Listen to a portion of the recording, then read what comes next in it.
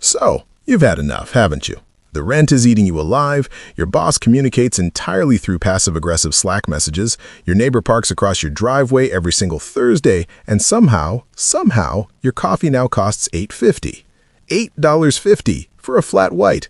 You've been sitting on your couch at midnight scrolling real estate apps like some kind of unhinged property detective, and you've thought to yourself, what if I just left?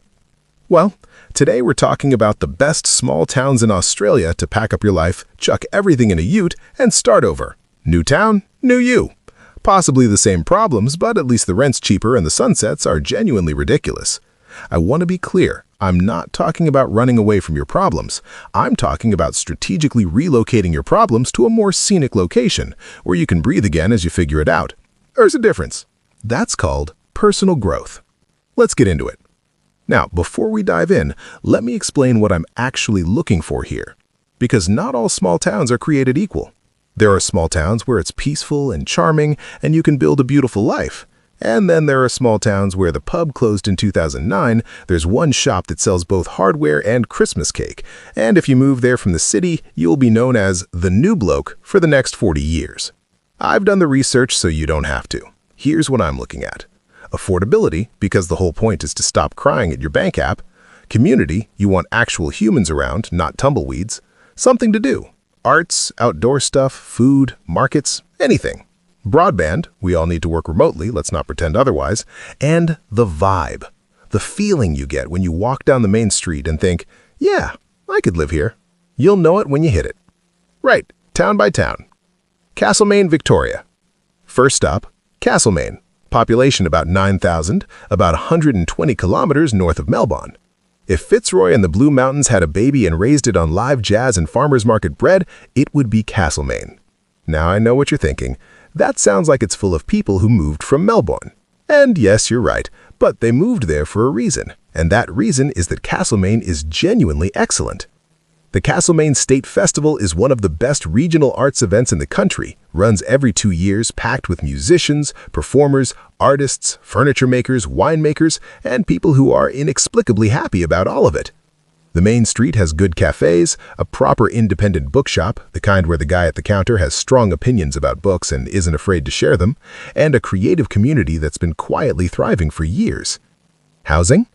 The median house price in Castlemaine is currently around $740,000, with a median rent of approximately $470 per week.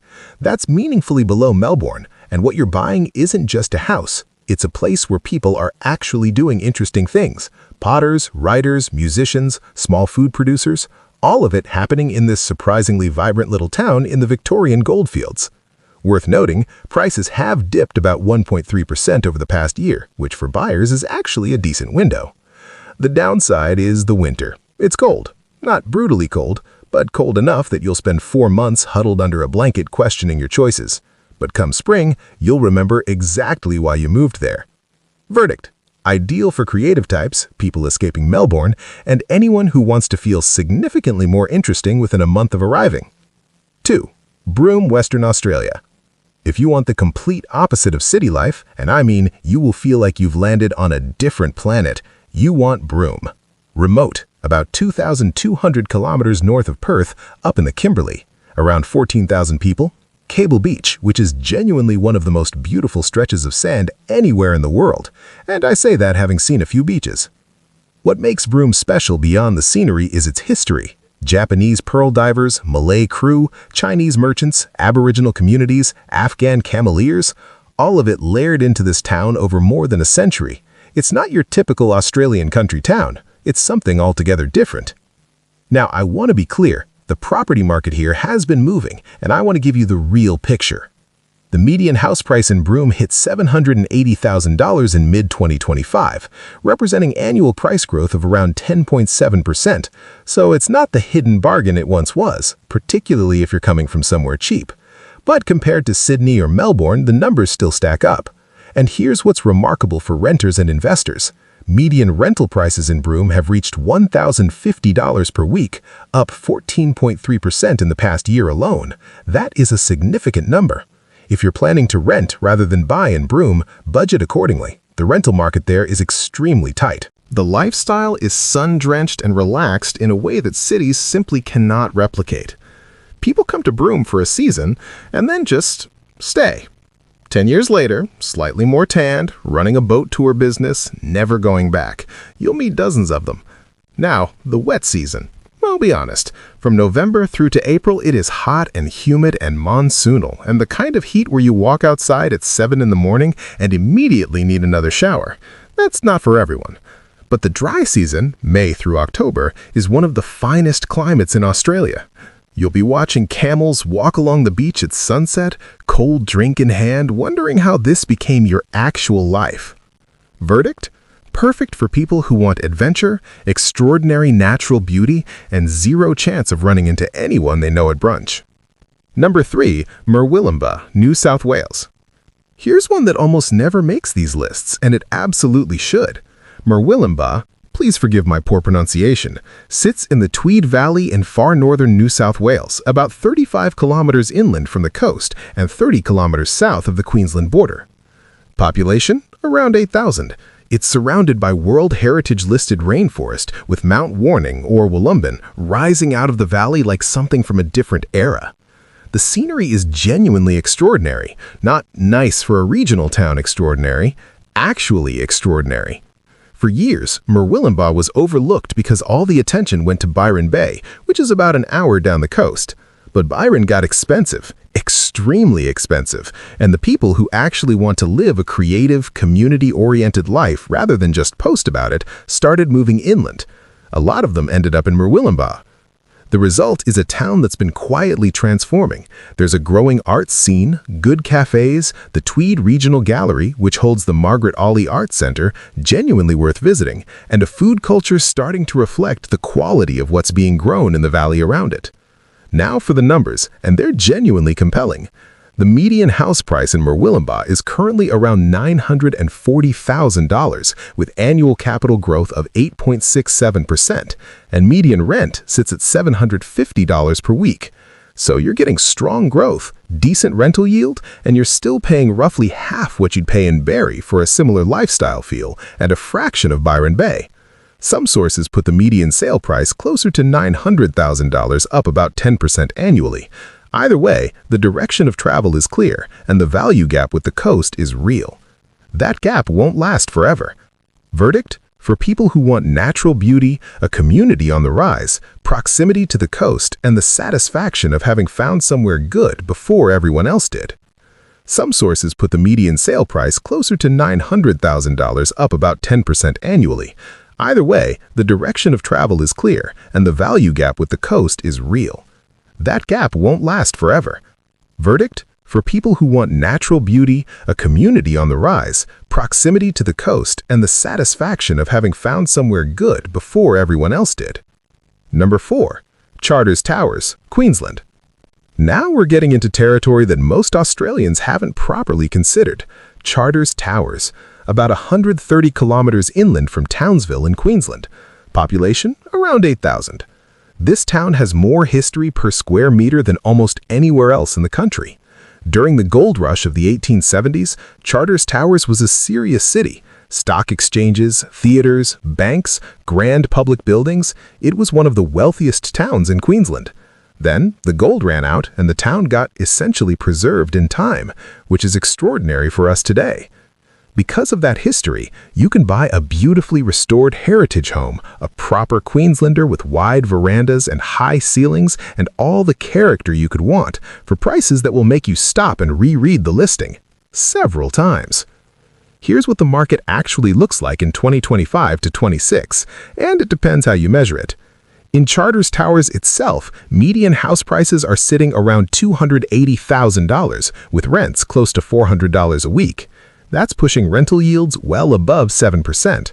But if you zoom out to broader data sets, including surrounding areas and different property types, prices come in closer to the low $400,000, with rents in the mid-300s and yields around 4 to 5%.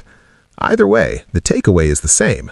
This is still one of the few places in Australia where you can buy a character home, verandas, heritage style, for under $300,000 to $400,000. And with vacancy rates sitting near zero, demand is clearly there. The community is genuine and established.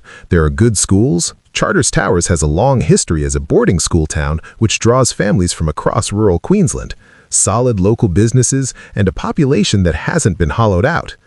It's hot. Central Queensland hot, but it's dry heat, and if you want that classic Australian country town experience, open landscapes, big skies, a pub where people actually talk to each other, Charters Towers is the real thing. Verdict? Ideal for people who want genuine affordability, heritage, and a community that's been there for 150 years and plans to stay. 5. Stanley, Tasmania. Right, this one is special. Just over 400 people on the northwest coast, right at the base of a dramatic volcanic plug called the Nut. It sits at the edge of Bass Strait, and it is, without question, one of the most striking small towns in Australia. Perfectly preserved colonial streetscapes, crayboats in the harbor, views that genuinely make your brain pause for a moment because the scenery is too good to process quickly. The pace of life here isn't just slow, it's geological, and I mean that as a compliment. Now, Stanley itself is tiny enough that suburb-specific data is limited. You won't find a CoreLogic report with thousands of sales to average out. But the broader Northwest Tasmania market, which Stanley sits within, tells a useful story. The northwest region of Tasmania recorded the highest rental increases in the state in mid-2025, with a weighted median rent of $387 per week, up 8% year-on-year. And the most affordable areas in Tasmania remain in the west and northwest, with property prices ranging from $400,000 to $570,000. Stanley, being remote even by northwest Tasmanian standards, sits firmly at the affordable end of that range. You're looking at entry prices well under $500,000 for a genuinely beautiful home in one of the most visually remarkable towns in the country. If you want to start over and you're serious about it, really serious, delete the app serious, Stanley is the place. You will be forced to be present because there's nowhere else to be. The honest downsides? It's remote, winter is cold and gray, job options are limited unless you work for yourself or work online, and Launceston is 2.5 hours away. This is not a lifestyle for everyone. But if you're looking for a genuine reset, if you need to slow down, breathe properly, and reconnect with what actually matters to you, there are very few places in Australia that will do that job as well as Stanley. Verdict: a 9 out of 10 for the right person. And you probably already know if you're that person. 6. Warrnambool, Victoria. Let's finish on one that tends to get overlooked because it's not as dramatic as the others. Warrnambool. Southwest Victoria, on the Southern Ocean, about 260 kilometers from Melbourne. Warrnambool is a proper regional center, around 35,000 people, good hospitals, university campus, a real economy, but it feels like a country town that just kept quietly growing, and the lifestyle here is genuinely excellent. The beaches are spectacular. Whale watching from Logan's Beach during migration season is one of those experiences that reminds you Australia is extraordinary. The Great Ocean Road is effectively in your backyard. There are good cafes, farmers markets, a real arts and music community, and a local food scene that's been building seriously over the past decade. Now the numbers, and Warrnambool is genuinely delivering on affordability. The median house price in Warrnambool reached $625,000 as of the December 2025 quarter, up 4% on the previous quarter, with median rent hitting $580 per week. Other data sources put the median house price at $618,000, with annual growth of 6.19% and a rental yield of 4.85%, well above what you'd get in Barrie or Castlemaine. So not only is it more affordable to buy, the yield is genuinely solid if you're an investor, and it means rents are strong enough that the rental market here is functional and real. This is a town with actual economic activity driving it. For remote workers, for families, for people who want a full and genuinely good life without it costing them everything they earn, Warrnambool is one of the most underrated places in the country. Verdict: the quietly brilliant choice that you'll feel smug about for years. Here's the thing nobody tells you about moving somewhere smaller. It's not going to fix you. That's not how any of this works. The same person who's exhausted and overstretched in that expensive apartment will arrive in Castlemaine or Stanley or Broome with all the same baggage. But you'll have space.